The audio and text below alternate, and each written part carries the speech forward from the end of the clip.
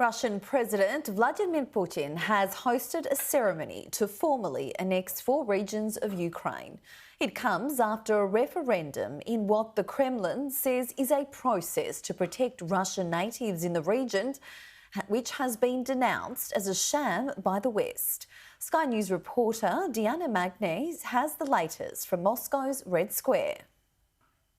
Well, you hear the Russian national anthem and these accession treaties signed with, as you say, the Kremlin-appointed heads of those regions, which aren't actually completely controlled by Russia in any case, either politically or militarily. It is all to cast an air of solemnity and legality to what President Putin is doing, which is effectively annexing 15% of his next-door neighbour's territory in what is the largest land grab in Europe since the Second World War, with the biggest land grab before this being the annexation of Crimea. There is nothing legitimate or legal behind this annexation, but what we have just heard from Vladimir Putin for a long 45-minute speech was really an attempt to justify to his people that it is Russia who stands there in defence of traditional values against a marauding, aggressive West who is out to try and destroy and break up Russia, and that what Vladimir Putin is doing and what those volunteers and those who have newly been mobilised and sent to the front is doing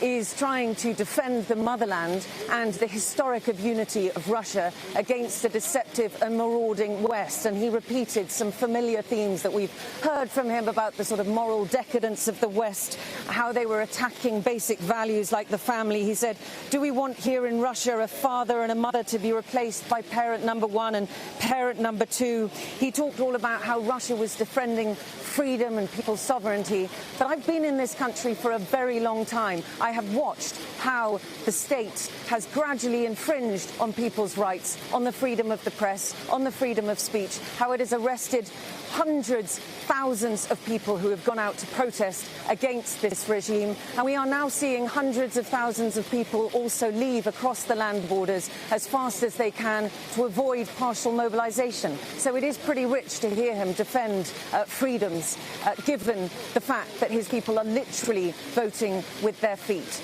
But I am just outside Red Square. We are, as foreign media, have not been given accreditations to film inside.